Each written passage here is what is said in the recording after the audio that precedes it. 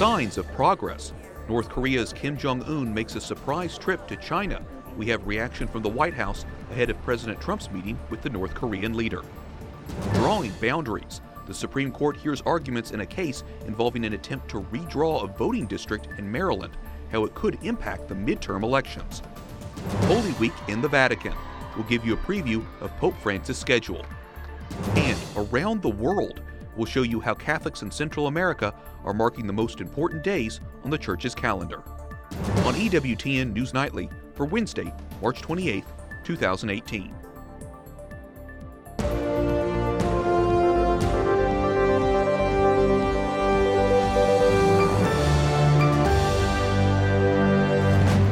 Good evening from Washington, D.C., and thank you for joining us for News from a Catholic Perspective. I'm Wyatt Goolsby, in for Lauren Ashburn.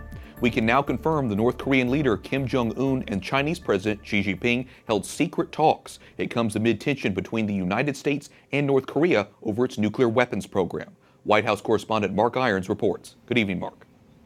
Good evening, Wyatt. Kim Jong-un's trip to meet with Xi Jinping is significant because China is North Korea's biggest ally, and it appears to show improved relations between the two countries ahead of the anticipated historic meeting between Kim Jong-un and President Trump, something the president says he's looking forward to. Kim Jong-un's state visit to China is his first. He's been reclusive since taking over in 2011 as North Korea's leader. Images from the trip emerged after it wrapped up, and President Trump says he's been briefed. He tweeted, "Received message last night from Xi Jinping of China that his meeting with Kim Jong-un went very well and that Kim looks forward to his meeting with me.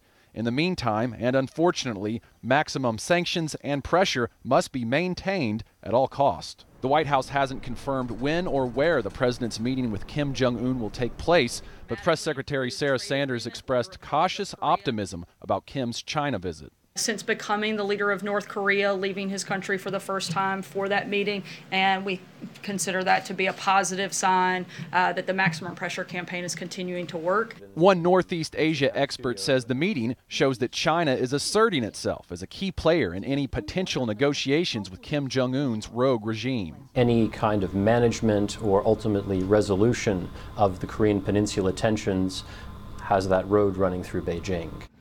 Chinese media quotes Kim Jong-un saying he wants reconciliation and cooperation with South Korea, and he also wants to meet with the U.S., but North Korea has yet to officially confirm any meeting will take place between Kim and President Trump. Wyatt? Mark, North Korea has a history of erratic behavior. How optimistic is the president that the country will actually end its nuclear program? He sounded very hopeful in another tweet today. He said for years prior administrations said denuclearization of the Korean Peninsula wasn't even a small possibility. But in that tweet, President Trump said now there's a good chance Kim Jong-un will do what is right for his people and humanity. Wyatt, we'll have to wait and see. White House correspondent Mark Irons reporting. Thanks, Mark. Outside the White House today, protesters, including a Catholic nun, are asking the Trump administration to reconsider scaling back the number of refugees allowed in the country. Bishops all over the place are saying, we want to welcome the refugees. We want to welcome people who are less fortunate than us. I think they're going further. They're saying we have a duty to. I think they're saying we have a command from our Lord to serve others, to go to the margins, to help people. Demonstrators who belong to different faiths held a foot washing in front of the White House. They say Americans should follow the example of Jesus. President Trump says the constitutional right to bear arms isn't going away. The president writes on Twitter, the Second Amendment will never be repealed, as much as Democrats would like to see this happen. And despite the words yesterday of former Supreme Court Justice Stevens, no way. We need more Republicans in 2018 and must always hold the Supreme Court.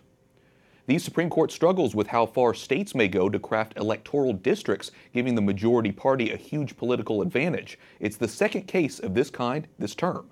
Jason Calvi was inside the court for arguments today. He joins us from just across the street on Capitol Hill. Hi, Jason. Hi, Wyatt. This case could impact congressional districts around the country. Maryland Republicans object to a district Democrats drew to elect a candidate of their own party. It's a process known as gerrymandering. Today, the justices seemed unsure about the best way to deal with this problem. Michael Kimberly argued today's case on behalf of Maryland Republicans. I'll say I'm a registered Democrat. I find it tremendously offensive what the Democrats did. This was the district before 2011. Residents in rural Northwest Maryland voted Republican for 20 years. But in 2011, Democrats who controlled the state changed the boundaries, adding the Democratic suburbs of D.C. The old district had been 47% Republican and 36% Democrat. The new boundaries flipped that. Sure enough, in 2012, Republican Roscoe Bartlett lost the district by 21 points. That is, I think, a textbook example of what the Supreme Court has called First Amendment retaliation, where government officials set out to impose a burden on people because of the way that they have expressed themselves in the past. But Stephen Sullivan, Maryland Solicitor General, disagrees. He defends the redistricting and told the justices, quote, "This new district looks much more traditional. In fact, it has Montgomery County in it, which was the traditional layout of the 6th District until 1990, which paved the way for Roscoe Bartlett to be able to get elected."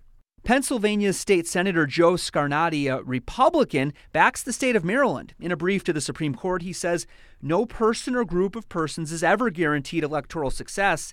The drawing of district lines to increase the number of people affiliated with a particular political party does not diminish any individual's ability to campaign or vote for the candidate of his or her choice."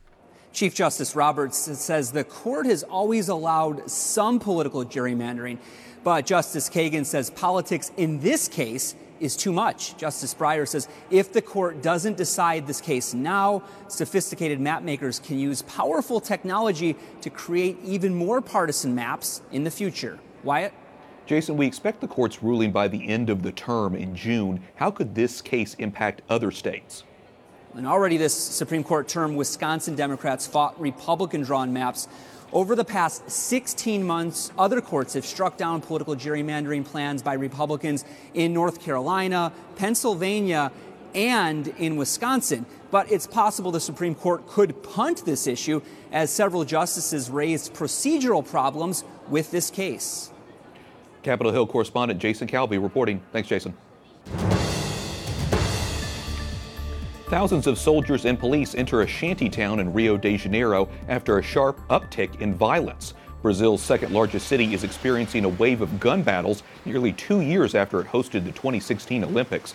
Officials say police made 24 arrests yesterday. Gangs who traffic drugs are fighting each other for control of certain neighborhoods. The country is 65% Catholic.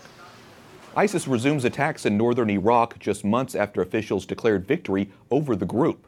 The terrorists have killed around 200 military personnel in the past few months. That has prompted Iraqi forces to increase security. In the past week, ISIS has claimed responsibility for 6 attacks, including strikes on oil installations and military convoys. Win Myint is the new president of Myanmar. The 66-year-old lawyer won an overwhelming majority of the votes cast by parliament. Myint is a close ally of Aung San Suu Kyi, who outranks him. People lined the streets of Paris to honor the policeman killed in last week's terror attack. Lieutenant Colonel Arnaud Beltrame, a practicing Catholic, died after he switched places with a female hostage. The day-long national homage to him includes his being given the Legion of Honor. An underground Chinese bishop who is a key player in a proposed Vatican-China deal has been released, but a news agency that monitors the church in China says the government is still threatening him. They have forbidden him to celebrate any mass in which he would be the bishop. Also, the point is that he refused to concelebrate mass with an excommunicated and illicit bishop, the official bishop of Mindong, Bishop Zhang Zilu. Father Bernardo says Bishop Guo was taken into police custody to prevent him from celebrating a Holy Week Mass. His release comes as the Holy See is reportedly seeking to normalize relations with the communist Chinese government. Pope Francis is preparing to celebrate Holy Thursday, Good Friday, and Holy Saturday, also known as the Triduum. He says they are center of our faith. Il prossimo, soprattutto, il più piccolo e il più sofferente. Francis says we celebrate Christ's death and resurrection during Holy Week services, and we as Christians are transformed by those events. He made the comments during his weekly talk in St. Peter's Square. For more on the Pope's schedule, we turn to Vatican correspondent Juliet Lindley, who joins us from Rome. Juliet, Pope Francis will celebrate Holy Thursday and take part in the washing of the feet ceremony, just like priests do around the world, but he's putting the Francis touch on it. Tell us about that. That's right, Wyatt. The Francis touch indeed. So Pope Francis will be spending Holy Thursday at Rome Central Prison, just a few blocks away from the Vatican, and he'll preside at the Mass of the Lord's Supper, washing the feet of 12 inmates. Now, he'll also meet with sick prisoners, and this will be the 4th time that Pope Francis celebrates Holy Thursday at a prison. It's all part of Francis's going out to the peripheries and society and reaching out to those who are suffering. I also understand that young people will be taking part in the Stations of the Cross on Good Friday. Tell us about that. Yeah, indeed, after the Liturgy of the Passion in St. Peter's, the Pope heads across town to the Colosseum, where he'll pray the Stations of the Cross, and the novelty here is that the meditations have been written by 15 Roman students. Now, they focus on themes including living Jesus' message in the age of the World Wide Web and migration, and it was Pope Francis's idea, really, given that the Church is dedicating space to the new generation at October's Bishop's Synod. Well, those are really important messages. Does Francis have any tips for us on living Holy Week well? Francis reminds us that these days ahead of us, Holy Thursday, Good Friday, and Holy Saturday, are the most important time of year for Christians. So today he said a Christian who allows himself to be washed by Christ and who begins a new life cannot be corrupt, even if he is still a sinner. Now the Pope is encouraging the faithful to focus on Jesus Christ, who gave his life to make us holy. In fact, the Holy Father said all Christians are called to actively participate in the Holy Week liturgies in preparation for Easter. Very good. Sounds like a great message just ahead of Easter. Juliet Lindley, EWTN News Nightly Vatican correspondent. Thanks so much. Thank you. Coming up, we have an update on the Archdiocese of Washington's case against the city's public transportation body. And the envelope, please. We'll tell you what a pro-life group is asking the U.S. Postal Service.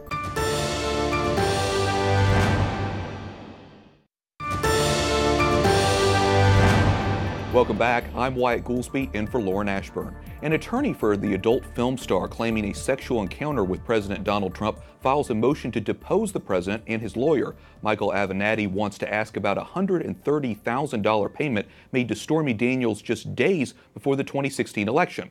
Donald Trump's lawyer, Michael Cohen, denies the affair. But reports about the alleged affair seem to have had little effect on the president's approval ratings. When asked if Stormy Daniels' matter changed their view of the president, 46% of those who responded said it does not make a difference either way. That poll was conducted by Politico and Morning Consult following a television interview with Daniels this past weekend. We're now joined by Kelsey Harkness, a contributor to The Federalist, a conservative web magazine covering the latest in politics and culture. Kelsey, welcome back. This poll shows really the support for the president's pretty consistent here, despite the reports. What do you think this says about the country's appetite for rumors or lack thereof? Well, first off, I think that it says Americans weren't surprised by these kind of scandals popping up. Whether or not they believe them to be true, they're not surprised. This is something that, for better or for worse, probably for worse, most voters kind of predicted. But more importantly, I think this poll and another one from CNN showing that Trump's approval rating is actually at an 11-month high shows that Americans care about more serious stories. They care about outcomes. They care about their pocketbooks. They care about tax reform. They care about the massive spending bill that Republicans just passed through Congress.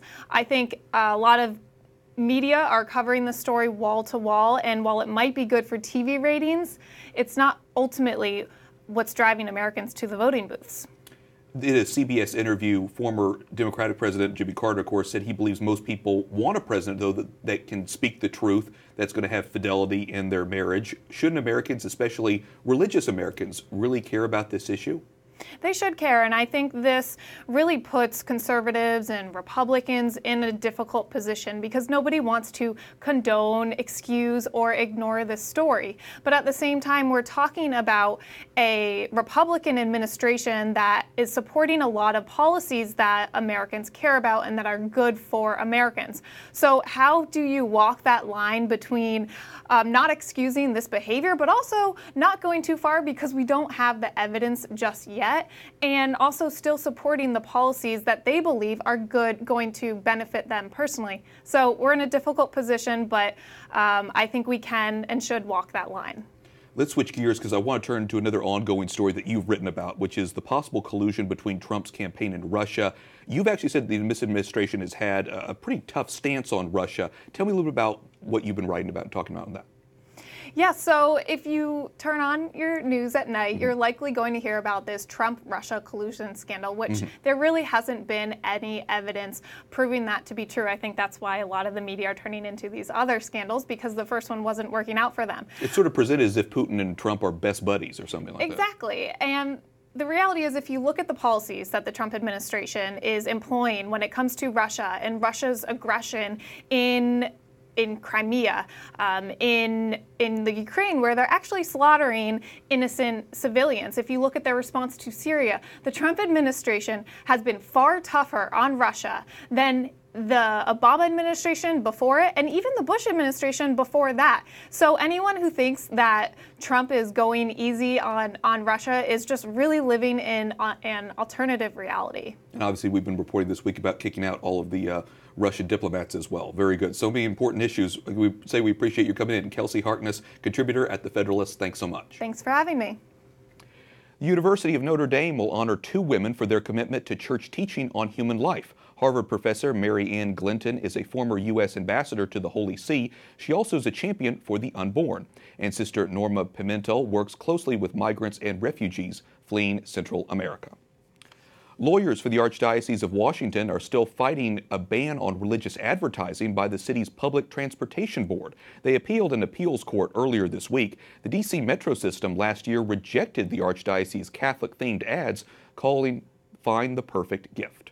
To read more on this story, including why the Archdiocese was pleased with Monday's hearing, visit our partners over at CatholicNewsAgency.com. Up next, a nationwide pro-life event on Good Friday. And getting a big head. Fans flock to buy a memento of Sister Jean.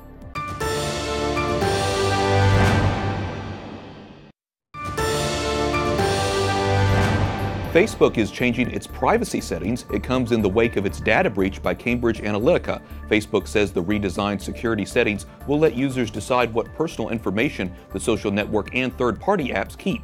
It's rolling out the changes in the coming weeks. Welcome back. I'm Wyatt Goolsby in for Lauren Ashburn. A branch of Planned Parenthood deletes a tweet calling for Disney to have a princess who's had an abortion and is pro-choice. An executive for the abortion giant's Pennsylvania branch says the tweet was inappropriate. And online, the petition is asking the U.S. Postal Service to commission a pro-life postage stamp. The World of Congress of Families is leading the effort. Each year, around 40 subjects are chosen for commemorative stamps. The petition has more than half of the 20,000 signatures it's seeking. A pro-life group is using Good Friday to openly pray for an end to abortion. The Way of the Cross for Victims of Abortion is sponsored by the Pro-Life Action League. It's a nationwide event to commemorate the 60 million children lost since 1973. Skype is Eric Scheidler, Executive Director of the Pro-Life Action League. Eric, your organization works daily to protect life. Why hold this event in particular on Good Friday? Well, we're struck by the example of our Lord offering his body up for our souls at Golgotha, the place of the skull. And it's hard for someone involved in this kind of work day after day not to draw a parallel between that Golgotha and the little Golgothas that are all over our country at abortion clinics nationwide, where the image of Jesus Christ, of the Son of God, is being destroyed every single day through abortion. And so we go out on this special day when so many Christians are focused on the sacrifice of Christ to pray for those innocents who are being slaughtered at abortion clinics around the country. And this is the 5th anniversary of the event. What has been the impact over the years? Well, we've seen the numbers of locations joining us for this nationwide event double in those just few years that we've been holding this nationwide. And the impact has been great. I mean, people all over the country have really rallied to this kind of activity. For many people, it's become a sort of an anchor for their Holy Week, where they go out to the abortion facilities in the midst of all the prayer and the fasting and everything that we're doing during the whole season of Lent, especially during Holy Week, to be present right where these children are being killed. Now, we don't just pray for those children. We pray for their mothers and fathers, for women who are suffering with an abortion in their past, and fathers that wish they hadn't done it, for people involved in the abortion industry, the staff, the abortionists themselves, and for our entire nation, for the legislators, for the media, for all who are involved in this, that will come to a change of heart and really seek to welcome every single child into the human family. Well, let's dive a little bit deeper into that change of heart. Do you think this vigil changes people's minds in the long run? And describe kind of what you've seen. Well, absolutely. You know, at the Planned Parenthood Mega Center in Aurora, Illinois, where we first started this event many years ago, before we went nationwide with it, we were out there, you know, walking around this vacant lot, going from station to station that we staked into the ground with several hundred people a few years ago. And at the 10th station, we had a mother see us as we were, you know, kneeling in prayer, and she decided she couldn't go through with her abortion because of just seeing the people who were out there, you know, so humbly and so faithfully praying. And we've seen that story repeated again and again around the country when we go out in this prayerful way to the abortion facilities. And that's probably the most important impact we could ever ask for. But it also gives people a sort of renewed spirit of enthusiasm for this kind of work. To be with your fellow Christians, praying together, out on this very important solemn day, really gives people a heart for this kind of work throughout the whole year. Sure. And your father, who's known, of course, as the godfather of pro-life activism, founded the group in 1980, and you took over in 2002. Tell us about your vision for the Pro-Life League going forward. Well, you know, times have been changing. We've seen social media become important. You know, we do more and more work with video, with reaching out to the next generation.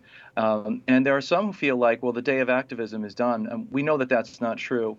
In fact, just the other day, my office acquired some documents showing Planned Parenthood desperately trying to stop us from protesting a fundraiser that they're holding in Chicago later this spring. That we keep chasing them from place to place. Venues keep canceling on them as we embarrass them and show the reality of what they really are about, which is abortion. And so I remain convinced that direct action is extremely important. And it's the one way that regular people can really get involved. You know, not everybody can be a lobbyist. Not everybody can be a big donor to a pro-life outfit in Washington, D.C., but everybody can come out to the abortion facility in their community and be a part of this type of prayerful activity and a part of the protest activity as well that saves babies every single day. Well, know that we wish you guys the best of luck, both for you, your organization, everyone who's participating, and know that we will be praying for all of you guys as well. Eric Scheidler, Executive Director of the Pro-Life Action League, thanks so much for talking with us. God bless you. Officials in the Holy Land are expecting tens of thousands of pilgrims for Easter. The Franciscan in charge of the holy sites says attendance is increasing after years of decline. He tells Asian News the number of pilgrims last year was double what it had been in 2016. It's a boost for the local economy. 30% of earnings come from tourism.